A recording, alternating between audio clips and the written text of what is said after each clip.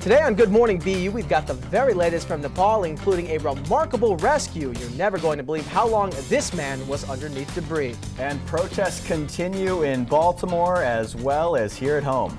In sports, the Boston Red Sox had all their fans in attendance, but not every team did. And of course, Haley Crumblehome has everything you need to know from the world of entertainment. Good morning, BU. I'm Paul Dudley. And I'm Justin Schreier. Today is Thursday, April 30th, 2015. We've got a great show planned for you today. In addition to your latest news and headlines, we've got John Michael Sudor from the hit show Paper Trail in studio with us today. That is right. John Michael took home a Personal Performance Award for his talent on that show, and we're going to talk to him about that as well as a whole lot more. That's right. But first, we've got the latest on the ongoing protests in Baltimore. For all that and more, we turn around over to Lauren Westberg, who's live for us this morning. Lauren, good morning. Good morning, Justin. Baltimore appears to be slowly simmering down after 2 nights in curfew in effect, but protests in other parts of the country are rising up, and some are less than calm. Originally, riots raged throughout the city earlier this week, causing a state of emergency. However, by Wednesday night, the riots returned to peaceful protests. Over here in Boston, their protest last night in support of Baltimore was peaceful. But over in Denver, 11 were arrested, and in New York, it was more than 100. Other protests are scheduled for this week in Philadelphia, Cincinnati, Seattle, and Portland. Police in Baltimore also say they'll be turning over the investigation to state authorities on Friday. The Tsarnaev trial defense team is summoning 5 family members from Russia to aid in demonstrating to jurors that Yohar was pulled into the bombing by his brother Tamerlan. Wednesday, jurors heard an FBI testimony from Tsarnaev's cousin who said that Tamerlan was determined to join Islamic fundamentalists when he visited Russia in 2012. It was also reiterated that Tamerlan and his family had multiple contacts with FBI agents before the 2013 bombings. Testimonies from the defense will continue today, and relatives could be brought to the stand as early as this morning. In the Supreme Court, they will be ruling on the constitutionality of same-sex marriage this summer and says it will be their final word on the matter. After skirting around the issue the last few times it's been brought before justices, the Supreme Court heard oral arguments Wednesday morning on whether same-sex couples have the right to marry, no matter where they live. Some Christian leaders have signed a petition promising civil unrest should it be legalized. It's expected to be a close vote, and justices are looking at 4 different cases. The final ruling will be found in June. That wraps up our headlines for today. Back to you, Justin. Lauren, thank you for all the latest news and headlines. Make sure you check us out on Facebook. It's facebook.com/goodmorningbu, and you can find us on Twitter. It's at GMBU10. Paul, we're learning more today about the devastation that has occurred in Nepal after that magnitude 7.8 earthquake. Yes, that's right. More than 5,200 people are reported dead and even many more injured. Subsequent aftershocks, including a 6.7, also hit the region the following day.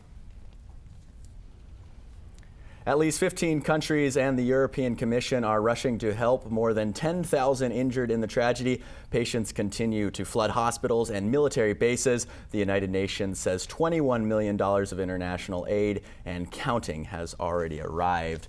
Even more frightening, though, is that UNICEF is estimating that 1.6 million children are still in need of aid in those areas that were most affected by the quake. A 28-year-old man is recovering after spending nearly 4 days covered by the rubble left by this weekend's Nepalese earthquake. Rashai Kanal was found in a collapsed 7-story apartment building in Nepal's capital, along with 3 dead bodies. It appears he had no access to food or water, and he may have broken a leg. The rescue team took 5 hours drilling through the debris to reach him. And in the continuing penalty phase of Yohar Tsarnaev, the Boston Marathon bomber who killed 3 and injured more than 260 others, the jury is looking to humanize him by bringing in family members. BUTV 10 reporter Keiko Talley has been following the legal proceedings and has this report. As the penalty phase gets underway in the case of Yohar Tsarnaev, the defense will attempt to convince the jury that Yohar should receive life in prison instead of the death penalty for the 2013 Boston bombings. While the first part of the trial was focused on Johar and his involvement in the bombings, a large focus in the penalty phase will be on older brother Tamerlan. They really want to paint this picture of Johar as this almost diminutive kind of lost in the wilderness kid, and he's deferential to his older brother. So we've already heard a lot of testimony about how Tamerlan really ran the whole show.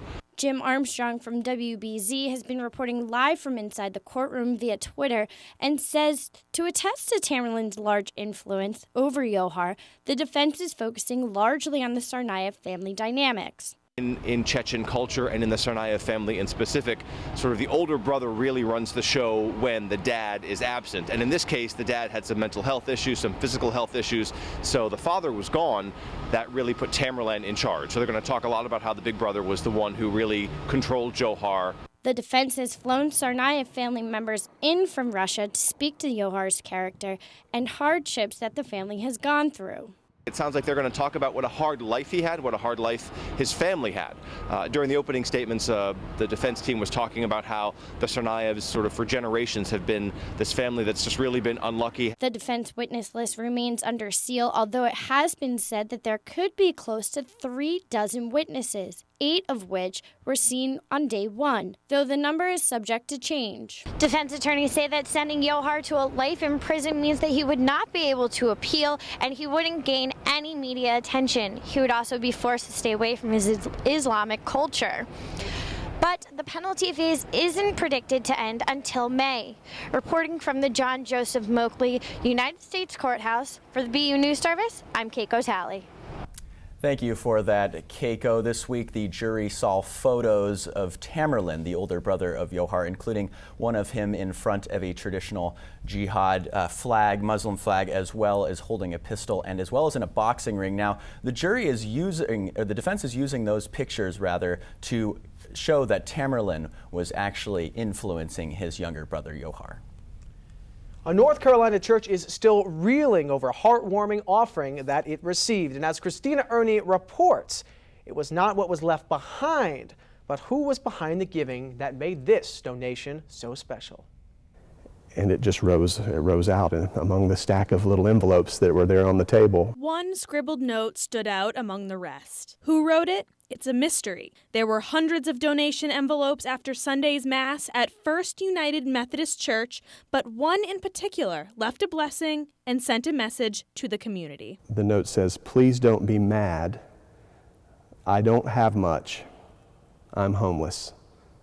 God bless." Patrick Hamrick is the pastor of finance and administration at the church. We weren't mad. We were very touched by this. In fact, mad was the exact opposite feeling when they found only 18 cents sealed in the envelope.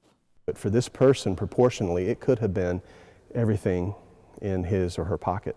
For over 80 years, this wooden donation plate has reached every pew and churchgoer.